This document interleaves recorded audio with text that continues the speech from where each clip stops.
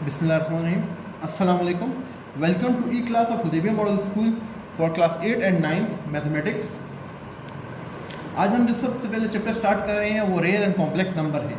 Real and complex number होता क्या है? रियल नंबर वो तमाम नंबर जिसमें हमारे पास तमाम की तमाम वैल्यूज़ मौजूद होती हैं। कॉम्प्लेक्स नंबर क्या होता है? कॉम्प्लेक्स नंबर वो तमाम नंबर होते हैं जिसमें कोई ना कोई इमेजिनरी टर्म्स मौजूद हो, लाइक आयोटा। जिस तरीके से हमारे पास 2 + 3 आयोटा, तो 2 जो है हमारे पास रियल एंड जो आयोटा वाली टर्म है वो हमारे पास कहलाती है imaginary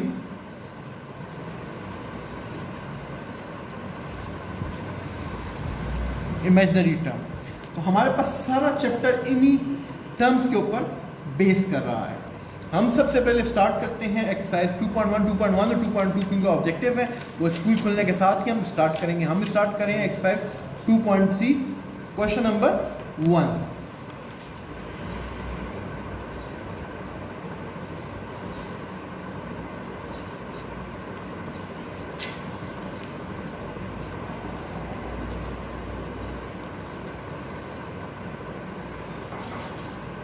Question number 1. Write down the index and radicand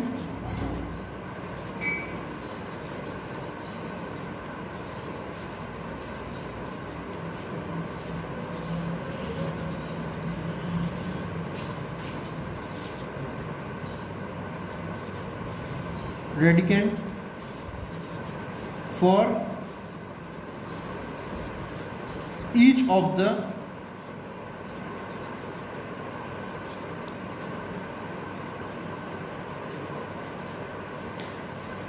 following terms।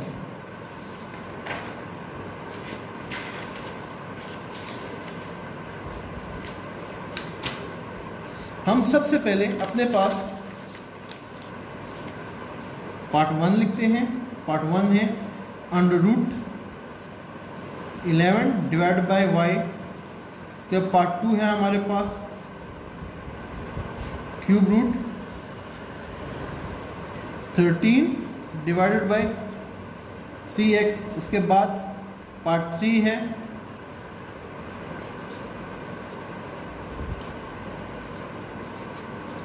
अब सबसे पहले हम अपने पास एक्सप्रेशंस की हेडिंग दे देंगे।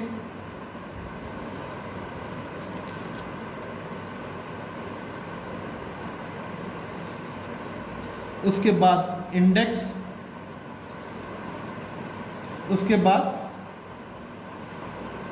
रेडिकेंड। एक्सप्रेशन हमारे पास जो मेन पार्ट है हमारा 11 divide by y under root. Index इसका क्या हो गया? इंडेक्स क्योंकि अंडर रूट की वैल्यू क्या होती है 1/2, तो इंडेक्स इसका हो गया 2। और रेडिकेंड मेरे पास क्या हो गया 11 divide by under root y। उसके बाद जो नेक्स्ट पार्ट है वो है हमारे पास cube root 13 divided by 3x। तो इंडेक्स मेरे पास हो गया 3 और रेडिकेंड हो गया मेरे पास 13 डिवाइडेड बाय 3x। इस तरह पार्ट नंबर 3 है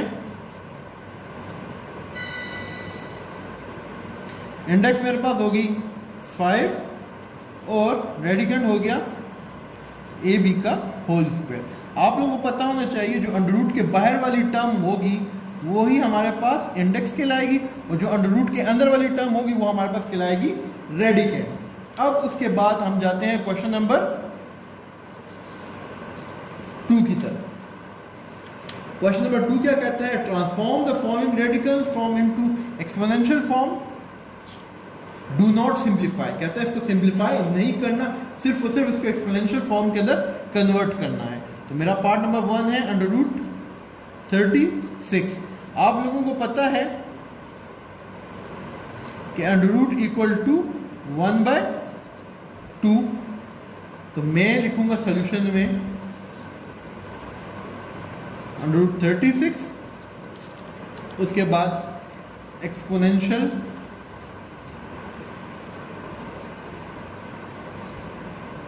फॉर्म लिख दूंगा।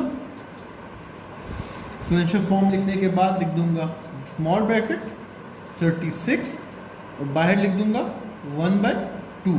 उसने कहा इसको मजीद सॉल्व नहीं करना, सिर्फ इसको एक्सपोनेंशियल फॉर्म के अंदर कन्वर्ट करना है, तो मैंने इसको एक्सपोनेंशियल फॉर्म के अंदर कन्वर्ट कर दिया। बाकी तमाम के तमाम पार्ट्स आप लोग खुद करेंगे। इसमें एक पार्ट में आपको और करवा देता हूँ कि आप लोगों को थोड़ी ज़्यादा समझ आ जाए।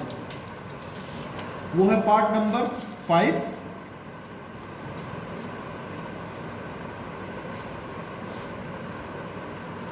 (5 - 6a² अब इसको किस में कन्वर्ट करना है? एक्सपोनेंशियल फॉर्म में कन्वर्ट करना है। सबसे पहले मैंने लिख दूंगा एक्सपोनेंशियल फॉर्म, लिख दिया मैंने 5 - 6a² मल्टीप्लाई बाय 1/2। मैंने अंडर रूट को 1/2 की फॉर्म में कन्वर्ट कर दिया। 5 - 6a², 3 1 ज़ा 3, 3/2, यही आपका आंसर। उसके बाद अच्छा, अब हम उसके बाद चलते हैं क्वेश्चन नंबर 3 की तरफ। क्वेश्चन नंबर 3 हमें क्या कहता है? कहता है transform the following radical form into transform the following exponential form of an expression into radical form. इसको हमने किस फॉर्म में कन्वर्ट करना है? रेडिकल फॉर्म में कन्वर्ट करना है, मींस अंडर रूट की फॉर्म में इसको हमने कन्वर्ट करना है। क्वेश्चन नंबर 3 है, पार्ट नंबर 1 है मेरे पास -7 1/3। सबसे पहले मैं इधर एक्सपोनेंशियल फॉर्म की हेडिंग दे देता हूँ।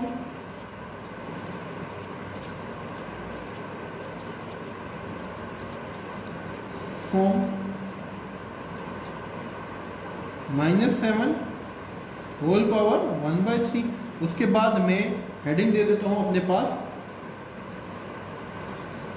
Radical form.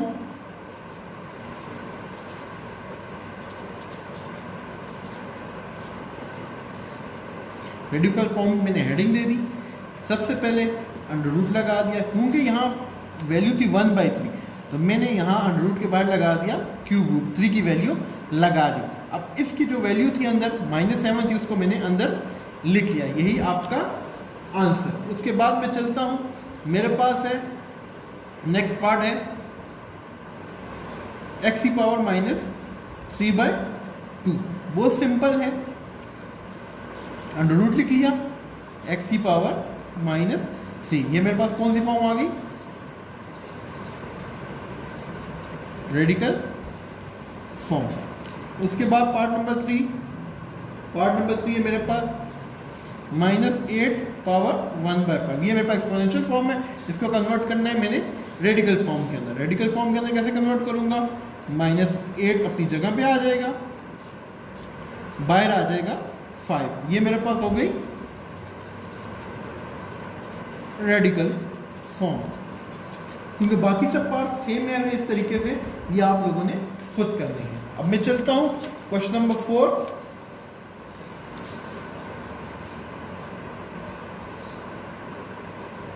सिंप्लीफाई।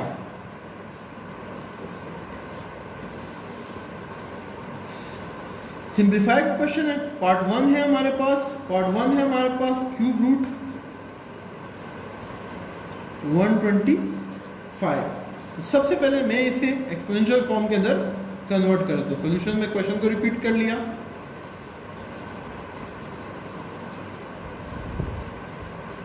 अब जब रिपीट कर लिया उसके बाद इक्वल का साइन लगा दिया। 125 होल पावर 1/3। सबसे पहले रफ वर्क में जाता हूं।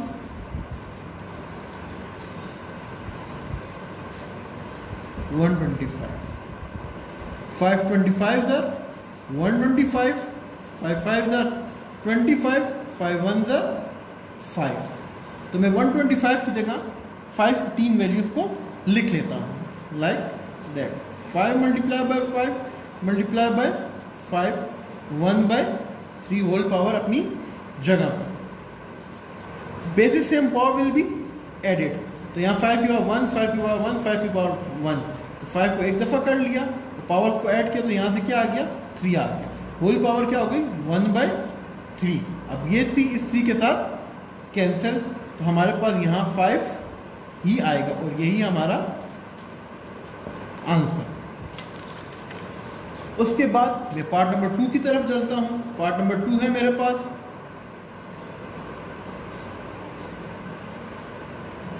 8 डिवाइड बाई 27 होल पावर 3। इसको भी सबसे पहले सॉल्यूशन में रिपीट कर लेता हूं।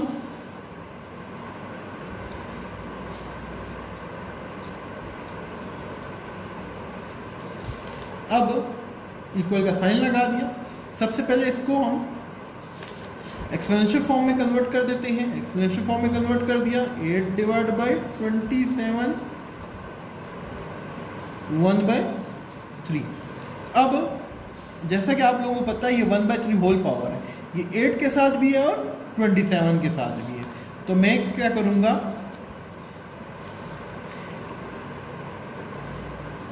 एट की पावर भी 1/3 लिख ली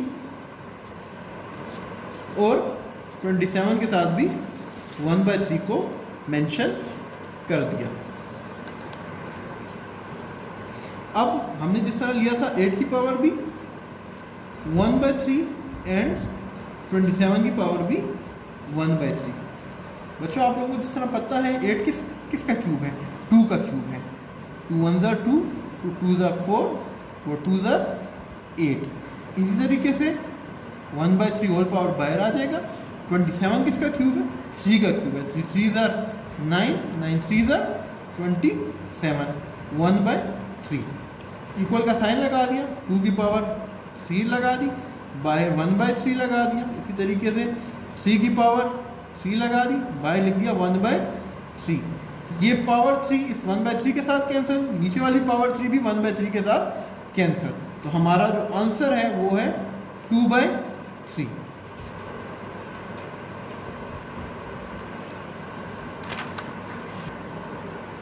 पार्ट नंबर 3 की तरफ चलते हैं। पार्ट नंबर 3 है हमारे पास under root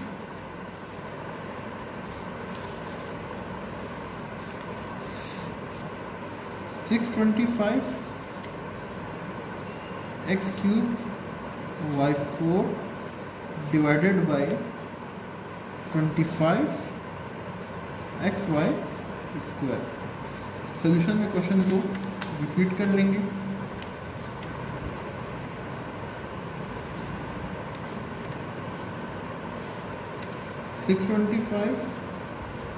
x³ y4 divided by 25xy square.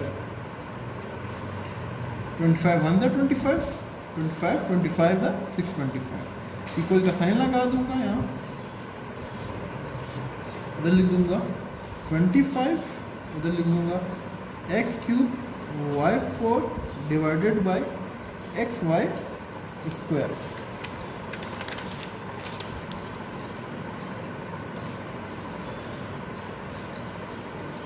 Equal का साइन लगा दिया, फिर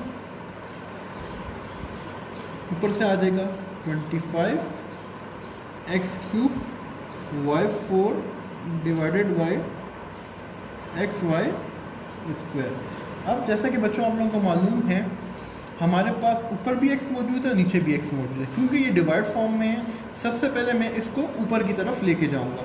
इसकी वैल्यू नीचे पॉजिटिव में ऊपर जाएगी तो इसकी वैल्यू किस में हो जाएगी, नेगेटिव में हो जाएगी।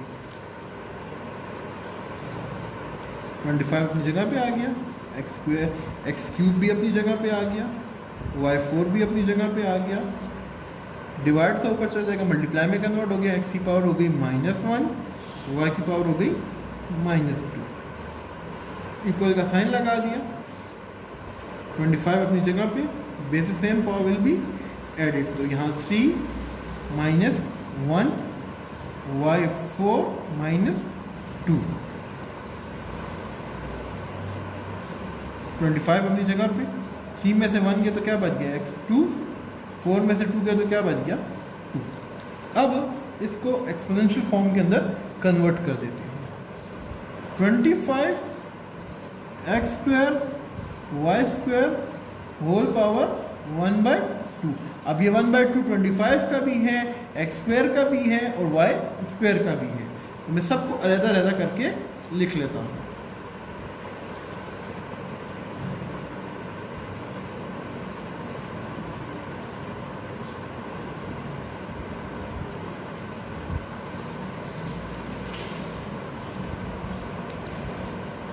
इक्वल का साइन लगा दिया, 25 का स्क्वायर बनता है 5 का स्क्वायर बन के बाहर आ गया 1/2। यहाँ भी इस तरह रिपीट कर लूँगा 1/2 डॉट वाई स्क्वायर 1/2।